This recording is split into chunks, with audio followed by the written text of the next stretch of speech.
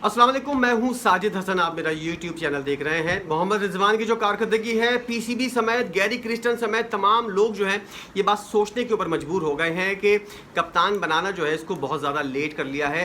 3 चीज़ें सामने आई हैं जिनकी वजह से मोहम्मद रिजवान जो हैं वो आने वाले दिनों के अंदर परेशान हो सकते हैं। उसके जो पुराने दोस्त हैं और जिसको वो समझते हैं कि वो रीढ़ की हड्डी रखते हैं टीम के अंदर, वो लोग उनके दुश्मन होने वाले हैं।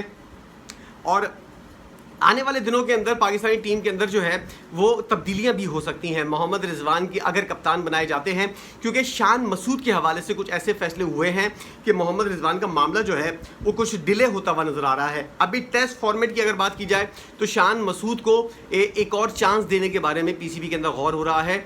2 सीरीज़ें शान मसूद को मिली हैं और तीसरी सीरीज़ देने के बारे में या ना देने के बारे में अभी फैसला जो है वो 22 तारीख को होगा। लेकिन इस वक्त जो है जो सूरत हाल है वो ये है कि किसी को अगर चांस दो, जो अंदर बातें हो रही हैं पीसीबी के अंदर और जो कोचेस वगैरह आपस में टीम मैनेजमेंट बात कर रही है, वो ये वाली बात कर रही है कि अगर किसी को चांस देना है तो मुकम्मल चांस देना है, पूरा वो फेल हो या पूरा पास हो तब जाकर आप कोई फैसला करें।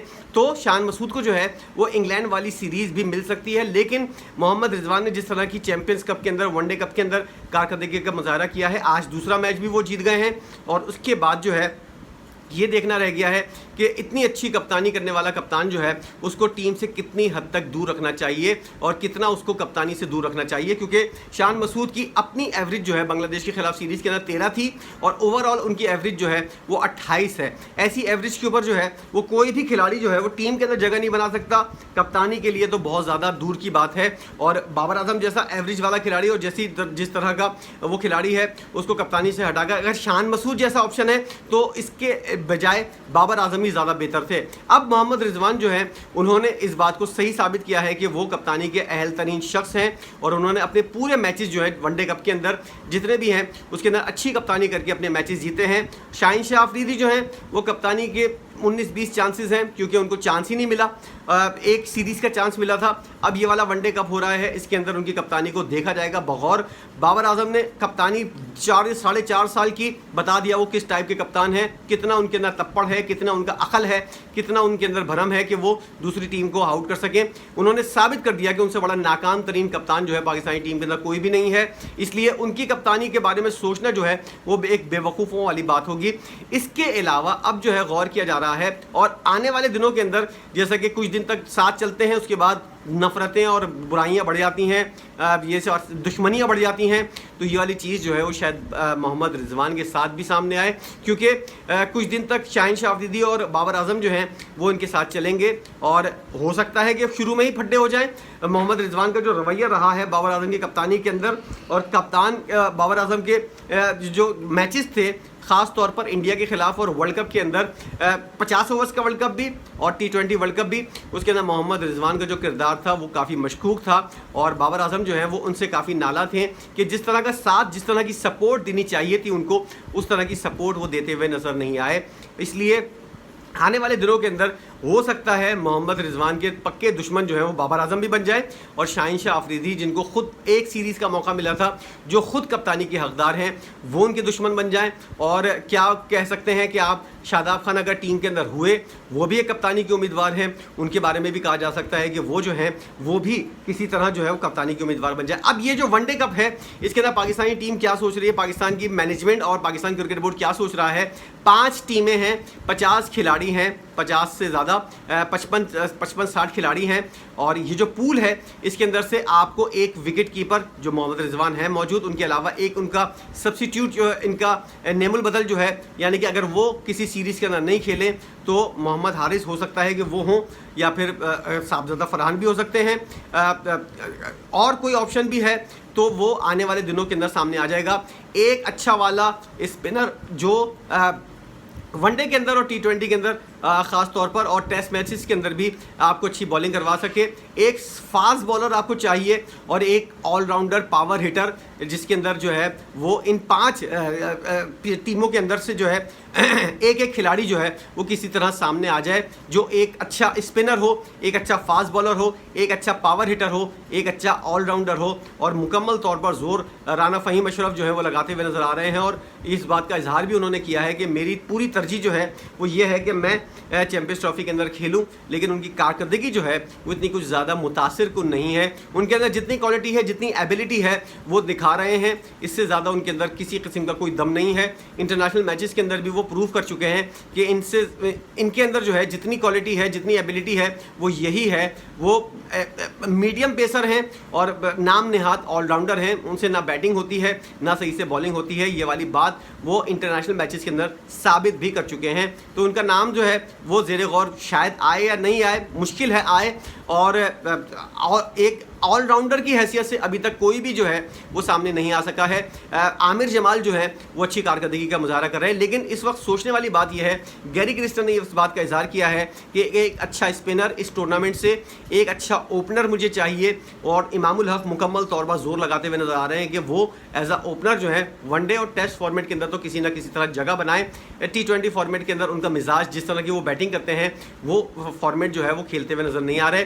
तो इसलिए आने वाले दिनों के अंदर एक अच्छा ओपनर, एक अच्छा स्पिनर, एक अच्छा फास्ट बॉलर मोहम्मद हसनैन इसके अंदर अपनी नंबर बढ़ाते हुए नजर आ रहे हैं, क्योंकि नसीम शाह ऑलरेडी टीम के अंदर हैं, क्या नाम है, शाहीन शाह अफरीदी टीम के अंदर हैं,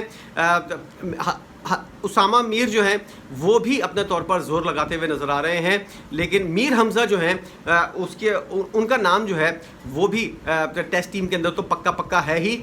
उसामा मीर इसलिए जोर लगाते हुए नज़र आ रहे हैं कि किसी तरह जाहिद महमूद का नाम जो है वो काट कर वो किसी तरह अपना नाम जो है वो एक स्पिनर के तौर पर जो है वो सबसे ज़्यादा अच्छा, जो इस टूर्नामेंट के अंदर सबसे अच्छा स्पिनर है, वो उसके अंदर अपना नाम दर्ज करा सके। लेकिन जाहिद महमूद जिस तरह की बॉलिंग कर रहे हैं, उसके बाद उसामा मीर की जिस तरह की बॉलिंग है, इतना मुश्किल नहीं हो रहा उनको खेलना, और उस्मान कादिर को भी खेलना इतना ज़्यादा मुश्किल नहीं हो रहा। गो कि इन लोगों ने विकेटें हासिल की हैं और सही टाइम पे विकेटें भी हासिल की हैं, लेकिन जिस तरह की कारकर्दगी इनको चाहिए और जिस तरह की विकेटें लेनी चाहिए, टॉप विकेट टेकर जो है उसको देखा जाएगा, लेकिन इन दोनों के अंदर टॉप विकेट टेकर वाली कोई चीज़ नहीं है। जाहिद महमूद ने एक दफ़ा प्रूफ किया है कि किसी तरह वो 5 विकेटें ली हैं और उन्होंने बताया कि टॉप विकेट टेकर के अंदर मेरा नाम भी आ सकता है। लेकिन जब टूर्नामेंट ख़त्म होगा उसके बाद देखा जाएगा कि स्पिनर्स के अंदर कौन सा ऐसा खिलाड़ी है जो टॉप विकेट टेकर है। उसके अंदर शादाब खान भी अपनी बाल्टी लगा चुके हैं और वो भी एक तरह से उम्मीदवार हैं कि किसी तरह उनको भी टीम के अंदर कम बैक करवाया जाए। बहुत ज़्यादा चांसेस जिस शख्स को मिले हैं पाकिस्तान टीम के अंदर, उसमें शादाब खान का नाम भी सामने आता है। और इतने चांसेस मिलने के बाद उन्होंने शुरू के अंदर जब वो आए थे इंटरनेशनल क्रिकेट के अंदर, उन्होंने बहुत ज़्यादा अच्छी कारकर्दगी का मुजाहरा किया था, लेकिन ओवरऑल देखा जाए तो उनकी कारकर्दगी के अंदर डिक्लाइन देखने में आ रहा है, बिल्कुल नीचे की तरफ जा रही है उनकी कारकर्दगी। अब क्या उनको सेलेक्ट किया जाएगा आने वाले टूर्स के अंदर, ये कहना कबल अज़ वक्त होगा। लेकिन ऑलराउंडर, ओपनर, स्पिनर और एक विकेट कीपर, ये सारी जो चीज़ें तैयारी की जा रही हैं 5 टीमों के अंदर से एक एक खिलाड़ी जो है वो सेलेक्ट किया जाए, तो देखना यह है कि कौन सा खिलाड़ी जो है वो आ सकता है। शान मसूद की कप्तानी जो है वो किसी तरह जो है वो बचती हुई नज़र आ रही है, क्योंकि बहुत सारे लोग जो हैं पीसीबी के अंदर ये वाली बात करते हुए नज़र आ रहे हैं कि चांस दो तो पूरा दो, 3 सीरीज़ हो जाएंगी, उसके बाद आप सोच सकते हैं कि शान मसूद कितने पानी में हैं।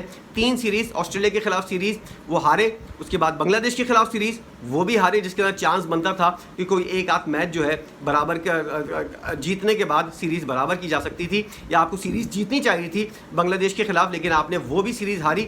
और अपनी कारकर्दगी भी उनकी इतनी बकवास है जिसकी वजह से टीम के अंदर रहना भी उनका मुश्किल हो गया है। अब मोहम्मद रिजवान को कप्तान बनाया जाता है या फिर शान मसूद को कंटिन्यू करवाया जाता है, ये फैसला 22 तारीख को होगा। आप क्या समझते हैं, शान मसूद को कप्तान बरकरार रखना चाहिए या मोहम्मद रिजवान जिस तरह की कारकर्दगी का मुजाहरा कर रहे हैं उनको फ़ौरन पाकिस्तानी टीम का कप्तान डिक्लेयर कर देना चाहिए? T20 फॉर्मेट के अंदर आप अभी फैसला ना करें बेशक, लेकिन टेस्ट और वनडे के अंदर पाकिस्तानी क्रिकेट बोर्ड को अब ये फैसला कर लेना चाहिए कि शान मसूद या फिर बाबर आजम वनडे के अंदर, और या फिर दोनों फॉर्मेट के अंदर T20 वनडे और टेस्ट मैच के अंदर मोहम्मद रिजवान को कप्तान बनाया जाए। ये फैसला होना अभी बाकी है। आपकी नज़र में क्या मोहम्मद रिजवान वनडे और टेस्ट मैच के अंदर कप्तान बना दिए जाएं, या फिर बाबर आजम और शान मसूद को अभी और कंटिन्यू करवाया जाए? इस बारे में मेरी राय तो ये है कि अच्छा फैसला जो है वो फ़ौरन कर लेना चाहिए। दोनों काफ़ी प्रूफ कर चुके हैं। शान मसूद जब कप्तान नहीं थे, जब भी उन्होंने प्रूफ किया था कि उनकी टीम के अंदर जगह नहीं बनती, आपने उनको कप्तान बना दिया। बाबर आजम आजमाए हुए हैं, कितने पानी में हो एज अ कप्तान वो भी सबके सामने है। मोहम्मद रिजवान को आप कप्तान बना दें, इसके अलावा और कोई चांस नहीं है, और कोई नाम भी नहीं है, ना ही और कोई खिलाड़ी है जो कप्तान बनने का अहल हो। जो मैंने शर्त लगाई थी कि कोई नाम अगर मोहम्मद रिजवान के अलावा कप्तानी का है तो वो बताएं जो इन तमाम तर चीज़ों को अहाता करता हो कि शाहीन शाह अफरीदी, बाबर आजम और पूरी टीम से काम ले सके और अच्छी कप्तानी भी कर सके। इस तरह का कोई नाम अगर मोहम्मद रिजवान के अलावा है तो बताइए, वरना फिर मोहम्मद रिजवान के नाम के ऊपर किसी को कोई एतराज़ करने की ज़रूरत नहीं है। अगर एतराज़ किया जाता है तो फिर वो नाम भी बताएं जिसको कप्तान बनाया जाए। वीडियो आपने देखी है, क्या कहेंगे आप? बाबर आजम और शान मसूद कंटिन्यू करें या फिर मोहम्मद रिजवान को दोनों फॉर्मेट के अंदर कप्तान बनाया जाए? इस सवाल का जवाब ज़रूर दीजिएगा। वीडियो देखने का बहुत शुक्रिया।